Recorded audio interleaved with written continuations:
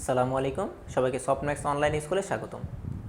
আমরা পূর্বের ক্লাসেই একটি এল নেটওয়ার্কের জন্য কিভাবে অ্যাটেনুয়েশন নির্ণয় করতে হয় সেটা দেখেছি। এবার দেখব এই অ্যাটেনুয়েশনের মাধ্যমে আমরা কিভাবে এর সিরিজ এবং শান্ট ইম্পিডেন্সগুলো নির্ণয় করতে পারি।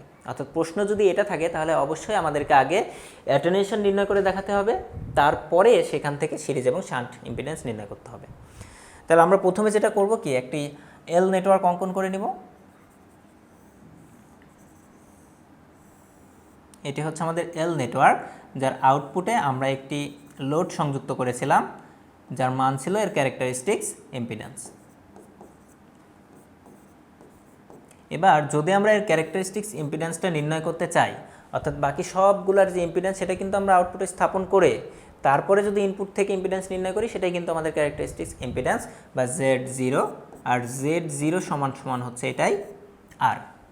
মানে এখান থেকে যদি আমরা আর নির্ণয় করতে চাই, অর্থাৎ এই ইনপুট থেকে আমরা তাকিয়ে যতগুলো ইম্পিডেন্স দেখতে পাবো বা রেজিস্ট্যান্স দেখতে পাবো সবগুলো টোটাল রেজিস্ট্যান্স। তাহলে এখান থেকে আমরা তাকালে টোটাল রেজিস্ট্যান্স কি হবে? R parallel R B plus R A. তাহলে আমরা এখান থেকে লিখে ফেললাম যে Z0 is equal to R is equal to কী দাঁড়াচ্ছে? এই দুইটার প্যারালাল যোগ এটা সিরিজ। তাহলে R parallel R B plus R A. তাহলে এটাকে যদি এখন আমরা সিম্পলিফাই করি, আর ইজ ইকুয়াল টু, এই দুইটা যেহেতু প্যারালালে রয়েছে তাই আমরা এদের গুণফল ডিভাইডেড বাই এদের যোগফল। আর এদের সাথে আমাদের সিরিজে কি রয়েছে? আর এ। ওকে, তাহলে চলো এরপরে আমরা কি করতে পারি, আমরা এই যে অংশটুকু রয়েছে এখানে কি করব? আমরা লসাগু করব। তোমরাও কিন্তু আমার সাথে সাথে এটা খাতায় লিখে ফেলবে। তাহলে এটাকে এখানে যদি আমরা এবার লসাগু করি, তাহলে এখান থেকে কি আসবে? আর প্লাস আর বি। এখানে থাকলো আমাদের আর আর বি প্লাস আর এ আর প্লাস আর বি। ওকে, দেখো এখন আমরা ক্যালকুলেশন করার সময় তো অনেকভাবেই ক্যালকুলেশন করতে পারি, তাই না? কিন্তু ক্যালকুলেশন করার তো উদ্দেশ্য থাকতে হবে। আমরা নির্ণয় করছিলাম কি বলতো? আমাদের নির্ণয় করার উদ্দেশ্যটা হচ্ছে এই আর বি অথবা আর এ, যে কোনো একটা আমাদেরকে নির্ণয় করতে হবে। এখন আমরা আগের যখন পাই নেটওয়ার্কের জন্য করেছিলাম তখন আমরা কি কল্পনা করেছিলাম? যে লব অথবা হরকে কোনো কিছু দ্বারা তো ভাগ অথবা গুণ করতে হবে। সেটা কি দ্বারা করব? দেখো এবার আগের প্রমাণটাতে চলে যাও। আমরা যখন এখানে এই অংশটুকু দেখেছিলাম, এখানে কি ছিল?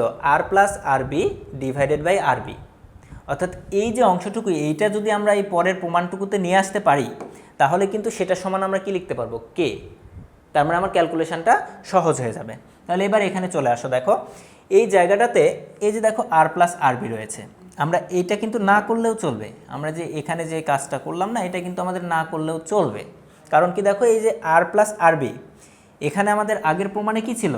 R plus R B divided by R B.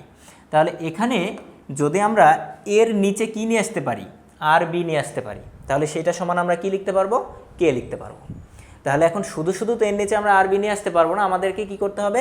লব এবং হর উভয়কেই আরবি দ্বারা ভাগ করতে হবে। তাহলে লব এবং হর উভয়কে যদি আমরা আরবি দ্বারা ভাগ করি তাহলে আমাদের কি আসবে? দেখো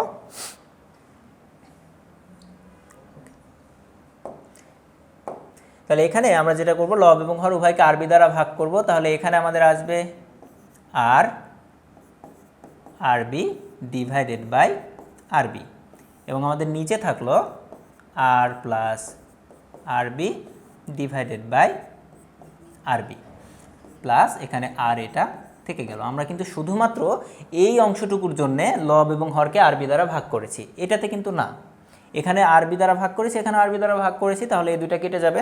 তাহলে এরপরে যদি আমরা আরেকটু সিম্পলিফাই করি এই ইকুয়েশনটা, আর ইজ ইকুয়াল টু, এখানে দেখো আরবি এবং আরবি কেটে যাচ্ছে, তাহলে আমাদের উপরে থাকছে আর এবং নিচে কি আছে দেখো তো? আর প্লাস আরবি ডিভাইডেড বাই আরবি। তাহলে এই অংশটুকু সমান আমরা কি লিখতে পারবো? কে। তাহলে আমরা নিচে এখানে লিখে ফেলি কে প্লাস আর এ। এবার কিন্তু আমাদের ইকুয়েশনটা অনেক সহজ হয়ে গেছে, এবং এখান থেকে আমরা কি নির্ণয় করব? আমরা নির্ণয় করব আর এ এর ভ্যালু। তার মানে আমরা আর এটা এক পাশে রেখে দেবো এবং বাকিগুলোকে এক পাশে নিয়ে যাব। তাহলে এবার এখান থেকে যদি আমরা আর এটা নির্ণয় করতে চাই, আর এটা এখানেই রেখে দিলাম এবং এটা যদি এই পাশে নিয়ে আসি তাহলে এইটা বিয়োগ এটা হবে, অর্থাৎ আর মাইনাস আর ডিভাইডেড বাই কে। এবার এখান থেকে কি করতে পারি দেখো, আর এ ইজ ইকুয়াল টু, এই দুইটা থেকে যদি আমরা আরটা কমন নেই,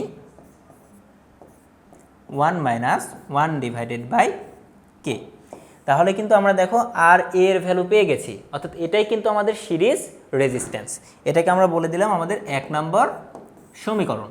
অর্থাৎ একটি এল নেটওয়ার্কের জন্য আমাদের সিরিজ ইম্পিডেন্স হচ্ছে R dot 1 minus 1 divided by K. তাহলে এবারে আমাদের কি লাগবে, আমাদের এবারে প্রয়োজন হচ্ছে আর বি। তাহলে আর বি কোথায় পাবো দেখো, আমরা যখন পাই নেটওয়ার্কে করেছিলাম তখন কি করেছিলাম, এই মানটুকুকে আমরা আমাদের যে অ্যাটেনুয়েশন ছিল সেখানে বসিয়েছিলাম। তাহলে এবার আমাদের অ্যাটেনুয়েশনের সমীকরণটা কি সেটা আমরা আগে একটু দেখে নিই। আমাদের অ্যাটেনুয়েশনের সমীকরণটা ছিল, আমরা অ্যাটেনুয়েশনকে কে দ্বারা প্রকাশ করছিলাম, কে ইজ ইকুয়াল টু আমরা দেখেছিলাম R plus R B divided by R B. এখন দেখো এই সমীকরণেতে আমাদের আর এটা নেই, তাহলে এই আর এর মান তো আমরা এখানে বসাতে পারছি না, এবং আমাদের এই আর এর মান এখানে বসানোর কোনো প্রয়োজনও নেই। আমরা সরাসরি এখান থেকেই কিন্তু কে এর ভ্যালু অর্থাৎ আর বি এর ভ্যালু বের করতে পারবো। কিভাবে বের করতে পারি দেখো, আমরা যদি এখান থেকে আমরা যেটা করব আর গুণন করে দিব, তাহলে আমাদের এখানে আসবে K dot R B is equal to R plus R B. এরপরে আমরা কি লিখতে পারি দেখো, আমাদের উদ্দেশ্যটা কি, আর বি নির্ণয় করা। তাহলে আর বিটাকে আমরা রেখে দিলাম, যেহেতু আমাদের এই পাশেও আর বি রয়েছে, এই পাশেও আর বি রয়েছে, তাহলে আমরা যদি এখন আর বিটা বের করতে চাই, অবশ্যই আমাদের আর বি যতগুলো রয়েছে সবগুলোকে এক পাশে নিয়ে আসতে হবে। তাহলে এই আর বিটাকে যদি এই পাশে নিয়ে আসি, কি হবে, K R B minus R B is equal to R. তাহলে এখান থেকে এবার আমরা এই আর বিটা কমন নেব, কারণ আমাদের উদ্দেশ্যই হচ্ছে আর বি নির্ণয় করা। তাহলে এখানে কি আসবে, কে মাইনাস 1 ইজ ইকুয়াল টু আর। এখন আমরা কি করব দেখো, আমরা কিন্তু অলরেডি আর বি পেয়ে গেছি। তোমরা যারা আমার সাথে সাথে করছো তারা কিন্তু অলরেডি বুঝে গেছো যে R B is equal to R divided by K minus 1। এটি হচ্ছে আমাদের 3 নম্বর সমীকরণ। অর্থাৎ আমরা কি করলাম, যে একটি এল নেটওয়ার্ক থেকে সিরিজ ইম্পিডেন্স, সিরিজ রেজিস্ট্যান্স এবং শান্ট রেজিস্ট্যান্স বের করে ফেলেছি কিসের মাধ্যমে, অ্যাটেনুয়েশনের মাধ্যমে। এই কেটাই হচ্ছে আমাদের সেই অ্যাটেনুয়েশন। আশা করি তোমরা সবাই প্রমাণটি বুঝতে পেরেছো। ধন্যবাদ সবাইকে।